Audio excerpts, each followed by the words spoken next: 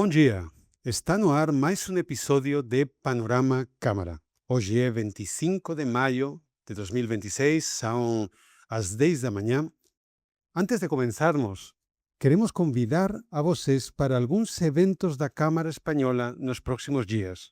No dia 26, acontece na nossa sede o encontro Gestão de Reputação e Crises, Estratégias de Segurança no Ambiente Corporativo, promovido pelo Comitê de Marketing e Comunicação, trazendo debates sobre comunicação estratégica, gestão de imagem e segurança corporativa.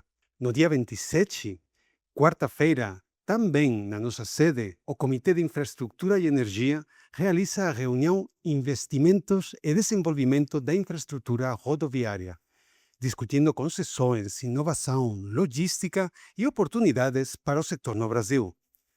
E, na próxima semana, dia 2 de junho, realizaremos no Demareste o quarto Fórum Trabalhista da Câmara Espanhola, dedicado às atuações da nova NR1 e seus impactos para compliance, gestão de pessoas e ambiente corporativo. Direto dos estúdios da Câmara Oficial Espanhola de Comércio no Brasil, começamos mais uma manhã de conteúdo estratégico para empresas e executivos. No programa de hoje, vamos falar sobre a regulamentação dos ativos virtuais e os desafios jurídicos do mercado digital, além dos leilões de capacidade e as perspectivas para o futuro do setor elétrico brasileiro. Eu sou Carlos Fernandes e acompanho a você em mais uma edição de Panorama Câmara. Vamos ao primeiro bate-papo de hoje. Para iniciar, vamos falar sobre a regulamentação dos ativos virtuais e os desafios jurídicos do mercado digital. Para isso, recebemos a Emília Campos, fundadora do Malgueiro Campos Sardo Advocacia. Ela tem mais de 20 anos de experiência em direito empresarial, atuando com propriedade intelectual, direito digital, regulatório, compliance e proteção de dados. Seja muito bem-vinda, Emília. Obrigada, Carlos, é um prazer estar aqui. Emília, para começar, o que são os ativos virtuais e por que esse mercado precisaria de uma regulamentação? Os ativos virtuais, eles são representações digitais de ativos de várias espécies, né? Então, eles podem representar digitalmente diversos tipos de ativos normais do nosso mundo normal, como ativos financeiros, ativos imobiliários, valores mobiliários.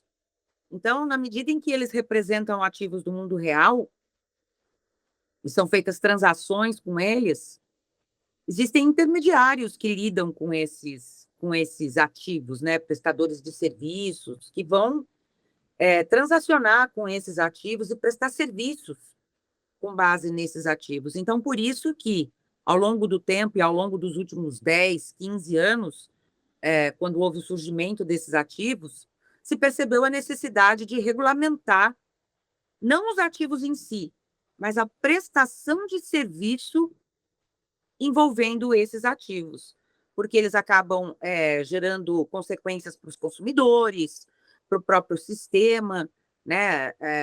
Hoje a gente tem, por exemplo, ativos digitais que representam moedas estrangeiras, por exemplo, são lastreados em moedas estrangeiras, que são as chamadas stablecoins.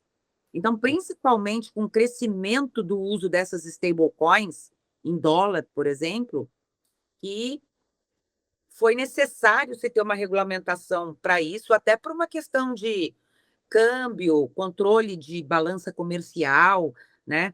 Então, daí que veio a necessidade de regulamentação desse mercado, não só no Brasil, mas no mundo inteiro. A Europa, por exemplo, já regulamentou esse assunto através de uma lei chamada MiCA. Então, o Brasil não está sendo pioneiro nessa regulamentação, pelo contrário, vários outros países já regulamentaram esse tema. Puxa, interessantíssimo. E, claro, com essa regulação, logicamente, acaba tendo um impacto. Quais empresas vão ser mais impactadas sobretudo, na sua opinião, o que adequações jurídicas vão ser necessárias nesse processo? Basicamente, as empresas que mais serão atingidas são as empresas que nasceram nesse mercado, né? a gente chama de nativas de cripto. Nasceram como empresas prestadoras de serviços com ativos digitais e elas se especializaram nesses ativos virtuais. Então, o grande expertise delas são criptoativos. Essas empresas atuaram aí anos dentro de um mercado que não era regulamentado. E agora, com a regulamentação, elas vão precisar fazer um grande esforço para poder se adequar a um mercado regulado, porque a barra regulatória que foi criada pelo Banco Central, que é o órgão que vai regulamentar essas empresas, ela realmente é muito alta. É um nível de regulamentação de sistema financeiro, de mercado financeiro. Então, são empresas que vão ter que adequar valor do capital social, no mínimo, por volta de 10 milhões, vão ter que adequar a sua governança, número de diretores, documentos de compliance, métodos, fluxos de processos dentro das empresas. Então, realmente, é um nível de exigência que provavelmente vai tirar muitas empresas que nasceram nesse mercado há anos atrás, vai tirar essas empresas do mercado e vai trocar essas empresas por instituições financeiras que já estão no mercado regulado há muitos anos. Então, o processo de regulamentação ele é um processo bastante agressivo, digamos assim. Por quê? Porque ele acaba fazendo uma revolução no mercado, tirando muitas empresas que não conseguem atingir esse nível de exigência e trazendo para um mercado que até então essas empresas não participavam, empresas que são de um outro segmento, como, por exemplo, bancos, é, instituições de pagamento, meios de pagamento, empresas de câmbio, empresas que nunca trabalharam com ativos virtuais, mas que estão acostumadas a trabalhar com a exigência regulatória do Banco Central. E, por conta disso, terão mais facilidade para cumprir esses níveis de exigência que o Banco Central passou a fazer para quem quiser operar com os ativos virtuais. Então, quem vai estar operando nesse mercado a partir de agora? São muito mais empresas que já estão acostumadas a lidar com o Banco Central do que aquelas antigas empresas de cripto que a gente costumou a ver nesses 10, 12, 13 anos prévios à regulamentação do mercado, né? Emília, eu queria aproveitar, además, hoje que temos a vocês aqui, vocês têm uma ampla experiência neste campo. Logicamente, han acumulado muito conhecimento e muitas situações de diferentes empresas.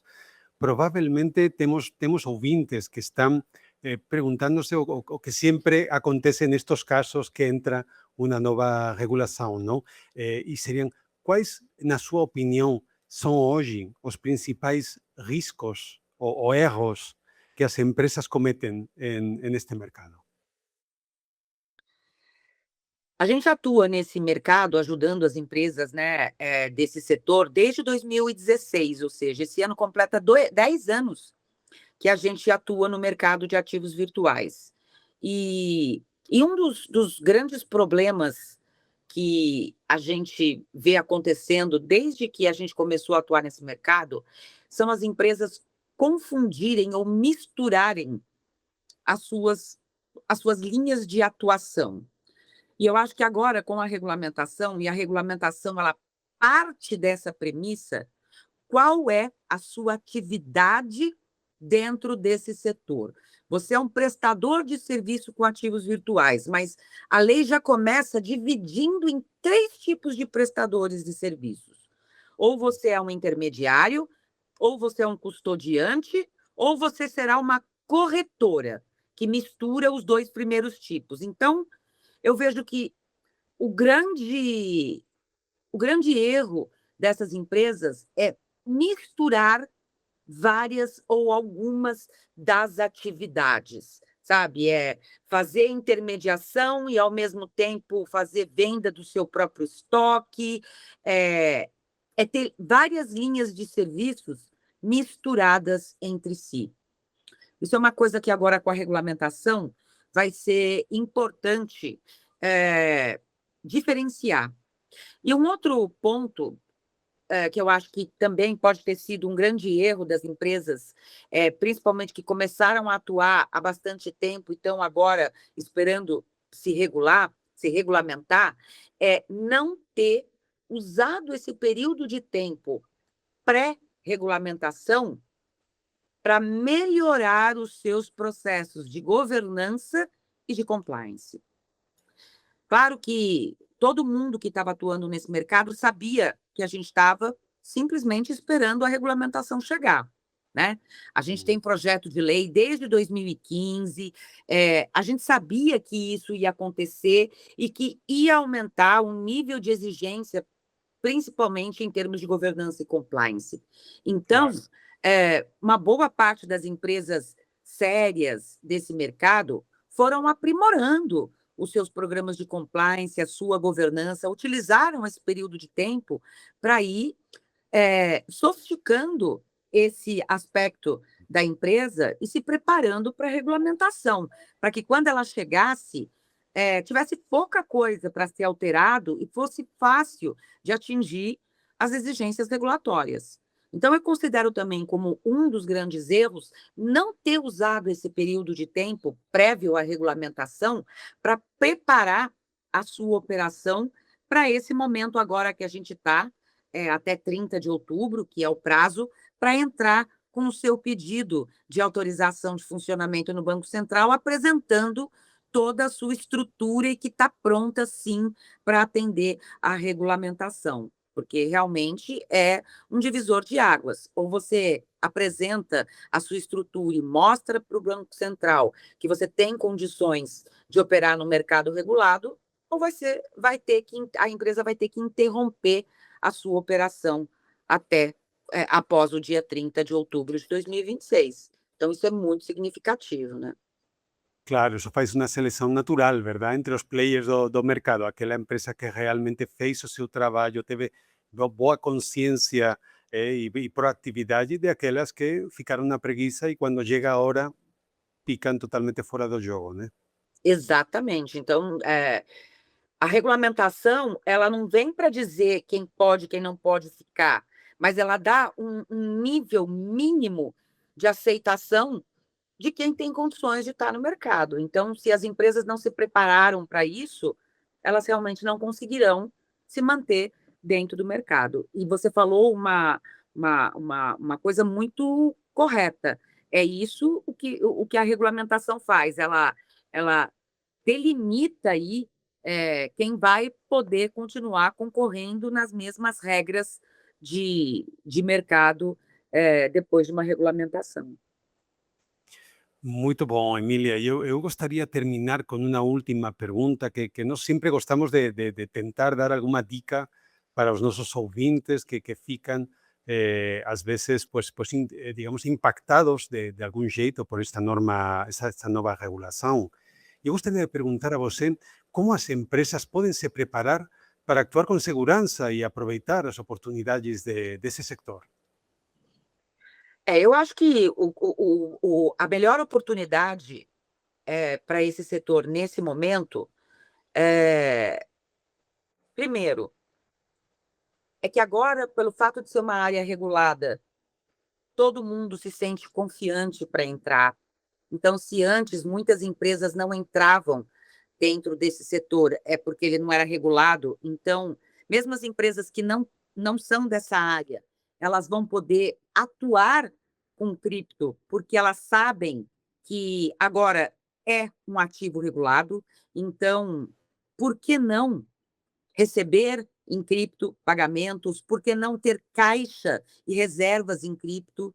Então, toda empresa pode trabalhar com cripto agora, isso não é mais uma coisa de um nicho, então isso é uma Uhum. oportunidade para toda e qualquer empresa. A gente tem países fazendo reservas em cripto, então por que não pensar nisso para a tesouraria da sua empresa? é uma grande oportunidade. É uma oportunidade para empresas que são reguladas pelo Banco Central, que nunca pensaram nisso e que agora têm um diferencial, já são reguladas pelo Bacen, já têm um passo à frente para atuar nesse segmento, elas não precisam obter uma licença, basta que elas façam uma comunicação prévia de 90 dias ao Bacen para informar que elas vão trabalhar com criptoativos e apresentar uma certificação, elas já vão poder atuar nesse mercado.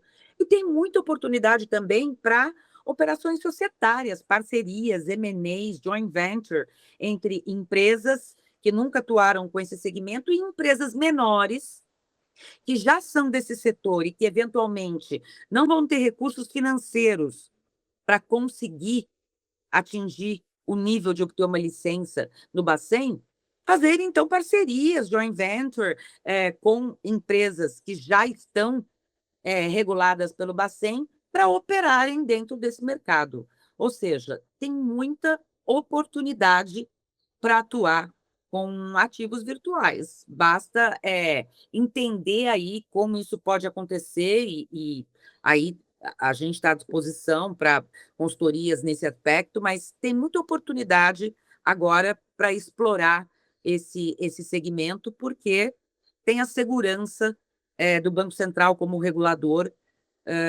para poder investir e explorar esse novo segmento. Emília, muito obrigado por trazer a sua experiência profissional, a experiência, extensa experiência da Malgueiro Campos Sardo Advocacia conosco hoje. Com certeza, mais de um dos nossos associados e mais de uma das empresas que nos está ouvindo vão procurar vocês para conseguir aproveitar um pouco mais essa oportunidade e mitigar os riscos que você falou. Muito obrigado por estar conosco hoje. Eu que agradeço, Cláudio. Muito obrigada. Tchau, tchau. Tchau, até mais. Para seguir con nuestro programa, vamos a hablar sobre un tema que ven ganando cada vez más relevancia no sector eléctrico brasileiro, os leilões de capacidade e os impactos desse modelo para a segurança energética, os investimentos e o futuro da matriz eléctrica no país. Para conversar sobre esse cenário, recebemos hoje a Laura Souza, sócia da área de energia do Tocini Freire Advogados. Ela vai nos ajudar a entender os desafios regulatórios, as oportunidades e as perspectivas para o mercado nos próximos anos. Seja muito bem-vinda, Laura. Muito obrigada, Carlos. Obrigada pela oportunidade de participar do programa. Um prazer estar aqui. Como você falou, eu sou sócia do Tocini Freire, sou recém-chegada ao Tocini Freire, né? Mas tenho mais de 20 e alguns anos de experiência no setor elétrico, sócia de outros escritórios e com atuação predominantemente no setor. Os leilões de capacidade ganharam nas últimas semanas uma relevância, diria que absoluta no setor. Eles foram objetos de judicialização, de processos administrativos, de desdobramentos, impugnações, que na semana passada tiveram seu fim, pelo menos até aqui, com a homologação e o reconhecimento pela ANEEL de que os 2 últimos leilões realizados no dia 18 e 20 de março foram regulares e tiveram seus objetos adjudicados aos vencedores. Então, é Puxa, esse cenário em que nos encontramos. Temos então muita coisa de que falar hoje, Laura. Temos. Vamos começar, Laura, com uma primeira questão que queria fazer para você. Os leilões de capacidade, como você acabou de falar, vêm ganhando um protagonismo no setor elétrico brasileiro. Na sua visão, qual é o papel estratégico desse mecanismo para garantir a segurança energética e a previsibilidade do mercado? Eu acho que os leilões, né, de reserva de capacidade, ele tem um objeto único, né, que é justamente garantir a confiabilidade e a segurança de fornecimento de energia no país, né. Nós somos um país que temos energia, mas na nossa matriz nos falta potência. Então os leilões de reserva de capacidade vêm justamente assegurar que nós tenhamos também, nós não tenhamos déficits de potência e que haja uma maior previsibilidade no fornecimento e no nosso parque de geração pelos próximos anos, né. O último leilão de capacidade que aconteceu no Brasil já tem 5 anos, né. De lá para cá, a matriz se transformou drasticamente, numa velocidade muito grande, né, ela se transformou numa matriz, eminentemente, intermitente, né, e renovável, e suscetível dessa forma aos fenômenos climáticos, né, pouco e não oferece potência para o sistema, e a discussão da necessidade dos leilões de reserva de capacidade ganhou muita força, até que tivemos os leilões realizados em março desse ano, já com algum atraso, né, segundo os alertas do ANS e EPE. Laura, o tema ainda gera muitas dúvidas entre as empresas consumidoras e investidores. Quais são os principais impactos prácticos dos leilões de capacidade para os agentes do sector e para o ambiente de negócios no Brasil? Essa é uma pergunta muito relevante, ela ganhou, protagonismo, nas últimas semanas, ou, na verdade, desde a realização do leilão, quando analistas de todos os lados trouxeram números, seja para justificar, para defender que os leilões encareceriam muito, a conta de energia, porque foi estabelecido um preço teto muito alto para o leilão, seja porque, de outra maneira, entenderam que justamente o preço alto, do leilão, ele refletia a realidade atual, considerando que a base é térmica, considerando a guerra, o cenário geopolítico e considerando que preços mais altos no leilão garantem maior, atratividade, maior, competitividade, né, entre os investidores interessados, porque diante dos riscos existentes, né, na implantação ou mesmo no caso aqui, na continuidade de projetos existentes, né, os riscos geopolíticos, os riscos de preço no fornecimento, ele precisava estar um pouco mais alto. Então, essa foi a discussão que norteou todas essas impugnações e desafios a leilão a que eu me referi, na introdução do programa, porque federações de indústrias, grandes consumidores, pequenos consumidores, invocaram que o leilão teria sido mal organizado, que no leilão não levou em consideração o impacto no preço final, enquanto que os investidores, num cenário tão desafiador, celebravam, né, a possibilidade desse leilão trazer mais investimentos, mais retorno, maior capacidade para o nosso parque gerador, né, maior potência. Então, foi uma discussão que acabou na semana passada com a adjudicação do leilão, né, ou seja, o resultado dele foi mantido. Nós agora vamos partir para a fase de colher os frutos, né, desse leilão que foi implementado e trouxe uma segurança jurídica, aí sim, para os investidores, absolutamente importante, né? Foi a primeira vez, pelo menos que eu me lembre, que a gente chegou tão perto, uma discussão tão avançada sobre a validade ou não de um leilão, que a justiça não emitiu nenhuma opinião no sentido dele ter algum vício de legalidade. A gente chegou tão longe nessa discussão, mas que acabou, prevalecendo a segurança jurídica e o entendimento que é um pouco escrito na pedra, né, de que a alternativa ao cancelamento de um leilão, sem evidências de uma irregularidade muito notória, é sempre a pior alternativa, né, sempre sai mais caro do que permanecer, declarando a validade do leilão. Então eu acho que para os investidores acabou sendo um sinal muito positivo de que as bases do leilão foram, regulares, de que os entes envolvidos, EPE, ONS, Ministério de Minas e Energia e a ANEEL na fiscalização, desempenharam o papel que tinham que desempenhar, e agora esperamos os investimentos daí decorrentes, né, contratos de fornecimento, os retrofits quando necessários, bastante coisa para acontecer. Laura, súper interesante. E das suas últimas respostas se vê que é um sector que ha evoluído muito, que ha tenido muitas transformações, parece que muitas delas no bom caminho. E, além disso, o Brasil vive hoje um momento de transformação até da própria matriz energética, com um avanço muito grande das renováveis, com novas demandas de consumo. Como os leilões de capacidade se conectam a essa transição energética e aos desafios de confiabilidade do sistema? Eu acho que os leilões de reserva de capacidade, eles são a integração mais óbvia, né, entre a geração, confiável, né, entre a geração firme e a matriz energética brasileira, como você mesmo falou, de 2009 para cá, uma mudança drástica, né? Nós hoje temos aí que nos valer dos leilões de capacidade e da geração confiável, justamente para fazer frente a alguns downsides existentes numa matriz quase que predominantemente renovável, que é justamente a intermitência e a sujeição a fenômenos climáticos, né? A gente tem uma matriz que é muito sujeita aos fenômenos climáticos que estão cada vez mais frequentes. Então, eu acho que o leilão de reserva de capacidade é a integração perfeita para que essa matriz, para que o parque gerador brasileiro se constitua realmente no parque mais diverso e mais confiável, né? E exemplo para o mundo inteiro.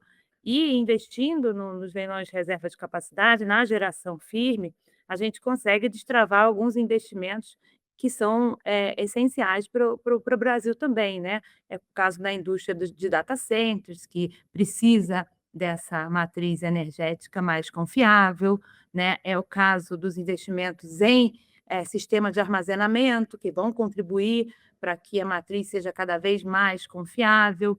Então, a manutenção desse leilão, o sucesso dele em termos de preço para quem investiu e a confiabilidade que nós temos que ter nos reguladores para que os efeitos econômicos sejam modulados, né, para que não haja onerosidade excessiva para ninguém em razão desses preços, vão ser fundamentais para que o Brasil, nessa transformação energética, que quer ser pioneiro também na transição energética, consiga destravar os investimentos.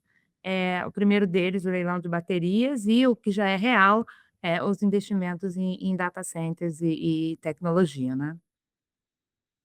Perfeito, Laura. E precisamente até agora a gente tem falado muito do caminho percorrido até agora, de mudanças, de avanços, uma maior confiabilidade no sistema. Vamos terminar dando uma olhada um pouquinho, pensando nos próximos anos. Quais tendências regulatórias e oportunidades você acredita que devem surgir a partir da consolidação dos leilões de capacidade no país? Eu acho que o próximo da fila é o leilão de armazenamento, né? A minuta tem sido discutida, as regras foram inicialmente já postas, existe também, como em todo setor energético, acho que no mundo inteiro, no Brasil mais ainda, em que você tem os interesses difusos, você tem os consumidores preocupados legitimamente com preço, investidores, fabricantes da indústria local, todos eles opinando um pouco nesse processo. Esse processo fica um pouco mais longo, até pelo tamanho do Brasil, mas acho que o próximo é o leilão de armazenamento. Esse vai ser um grande marco. Acho que os leilões de pequenas centrais hidrelétricas também estão previstos para acontecer, e as hidrelétricas reversíveis também, um modelo que na Espanha já é extremamente testado, né? E com bastante sucesso. Eu acho que o Brasil vai implementá-lo também no futuro muito próximo. Isso na parte de geração. Na parte do consumo, aí os grandes data centers, eu acho que em razão da confiabilidade da nossa rede de transmissão, que até mesmo em razão do nosso parque ser intermitente, predominantemente renovável, nós precisamos de uma rede de transmissão robusta, e essa rede acaba atraindo, né, consumidores do porte de data centers para o Brasil, né? Então, e o nosso parque também renovável, acho que esses são, mas eles não falam nem em futuro, eles já estão acontecendo, talvez em grande escala no futuro, mas agora eles já estão acontecendo, já é uma realidade, fornecedores bem posicionados, parcerias sendo firmadas. Então, acho que esses são os grandes ativos aí que a gente vai ver no setor elétrico: armazenamento, pequenas centrais hidrelétricas reversíveis e os data centers. Laura, parecem desafios bem interessantes. O Brasil vai estar muito bem posicionado por os diversos temas que você comentou. Parece um futuro bem promissório, né, no sector. A gente tem bastante confiança, acho que nós passamos por um momento de alterações político-regulatórias que desencadearam um pouco de de receio, né, de como todos os agentes juntos iriam se comportar, mas acho que há uma maturidade no setor elétrico bastante grande e que há um olhar na mesma direção, na direção de crescimento, na direção de novos investimentos. Acho que temos tudo para ter um futuro bastante promissor, apesar do ano mais desafiador, eleitoral, Copa, enfim, grandes coisas acontecendo também, mas o setor elétrico permanece firme e bastante promissor. Laura, muito obrigado por trazer hoje para nós todo o seu conhecimento, toda a experiência profissional de você e toda a experiência da Tozini Freire nesta questão que, com certeza, muitas empresas vão procurar a vocês, procurando ajuda, procurando soluções para os desafios que têm pela frente. Muito obrigado por estar conosco. Eu que agradeço muito a oportunidade e estamos aqui à disposição. Tchau, tchau. Tchau, Até mais. tchau. E assim, encerramos mais um episódio do Panorama Câmara. Obrigado pela sua companhia em mais uma edição. Continue acompanhando a Câmara Espanhola nas redes sociais para ficar por dentro dos próximos episódios, eventos e iniciativas de nosso ecossistema empresarial. Até a próxima.